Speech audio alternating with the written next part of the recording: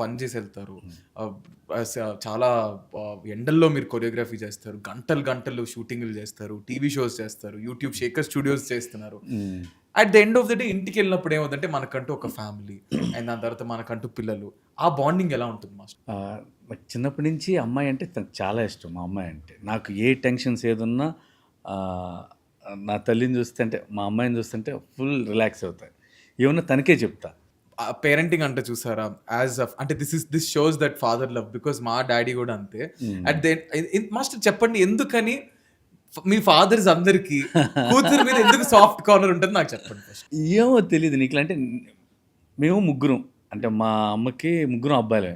అమ్మాయిలు లేరు. ఇంకోటి నాకు పుట్టింది కూడా ఫస్ట్ కూతురు. మేబీ దానివలన లేదంటే అమ్మాయిలు లేరనా ఆ పాప కూడా పుట్టంగానే నాలాగా ఉంటదని అనటం. ఏమో అలా కలిసొచ్చినాయి. నా కొడుకు ఒక్కొక్కసారి ఆడు జెలస్‌గా ఫీల్ అవుతా ఉంటాడు. 100% ఎక్కడికెళ్ళినా అంటాడు, "డాడీకి అక్కంటేనే ఇష్టంలే. ఆ! డాడీకి అక్కంటేనే ఇష్టంలే" మా అంటాడు. మమ్మీ గూడా అంటే సేమ్ మాస్టర్ అంతే.